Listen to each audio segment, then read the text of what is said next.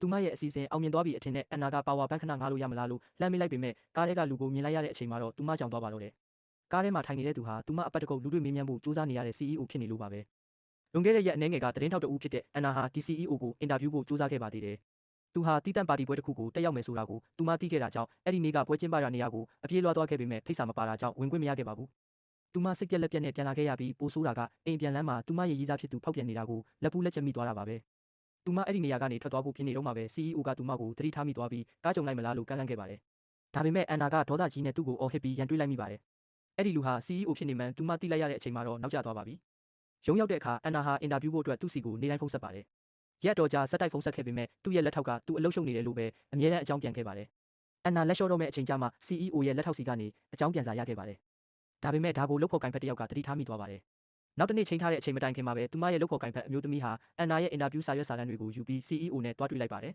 ။အန်နာမလာနိုင်တော့ဘူးလို့လည်းလိန်ညာပြောဆိုခဲ့ပါတယ်။ CEO ကတန်တရားဖြစ်မိပေမဲ့အင်တာဗျူးကိုဆက်လုပ်ခဲ့ပါတယ်။အန်နာကချိန်ထားတဲ့အချိန်တိုင်းရောက်လာတဲ့အခါမှာတော့အင်တာဗျူးကပြီးသွားပါပြီ CEO ကသူမဘေးကနေဖျက်လျှောက်သွားတဲ့အချိန်မှာအန်နာကလက်မလျှော့ပဲသူ့ကိုလှမ်းခေါ်လိုက်ပါတယ်။သူမရဲ့စူးစမ်းအားထုတ်မှုတွေကိုအခိုးခံရဖို့သူမဖြစ်မခံနိုင်ပါဘူး။သူမမေးလိုက်တဲ့မေးခွန်းတွေဟာ CEO အနေနဲ့အများပြည်သူကိုသိစေချင်တဲ့အချက်တွေအတိအကျဖြစ်နေတာကြောင့် CEO ကသူမနဲ့နောက်ထပ်အင်တာဗျူးတစ်ခုထပ်လုပ်ဖို့သဘောတူလိုက်ပါတယ်။အားလုံးအဆင်ပြေပြီးဆုံးသွားပေမဲ့လိုရာခီးရောက်တဲ့အခါမှာတော့ CEO ကသူမကိုတက္ကစီနဲ့ပဲပြန်ဖို့ပြောလိုက်ပါတယ်။အန်နာကပတ်ဝန်းကျင်ကိုကြည့်ပြီးစိတ်ထဲကနေညှိတွားနေမိပေမဲ့ CEO ရဲ့ကားနဲ့ပဲပြန်လိုက်ချင်တဲ့စိတ်နဲ့ဆွဆွဲမြဲမြဲကြိုးစားပါတော့တယ်။ဒါကြောင့်သူမကသူ့နောက်ကိုထပ်လိုက်ပြီးစကားတွေအမြဲပြောနေရင်အချိန်ဆွဲနေခဲ့ပါတယ်။အဲ့ဒီအချိန်မှာပဲ CEO ရဲ့ချိန်ထားတဲ့သူရောက်လာပါတယ်။အန်နာကချက်ချင်းတုတ်ပြန်လိုက်ပြီးသူမကိုမိတ်မဆက်ပေးရသေးခင်မှာတင်သူမကအရှိကိုတက်သွားပြီးအဲ့ဒီလူကိုမြောက်ပင်ပြောဆိုပါတော့တယ်။မမျှော်လင့်ပဲအဲ့ဒီလူကသူမရဲ့မြောက်ပင်စကားတွေကိုသဘောကျသွားပါတယ်။အန်နာရဲ့ဇွဲကောင်းကောင်းနဲ့မြောက်ပင်နိုင်မှုကြောင့်သူတို့နဲ့အတူမြင်းစည်းတင်ဖို့သူမကိုပါဖိတ်ခေါ်ခဲ့ပါတယ်။ဒါပေမဲ့အဝိစားလဲနေတော့မှတော့အနာစိတ်ထဲမှာတခြားအကြံတစ်ခုပေါ်လာပြန်ပါတယ်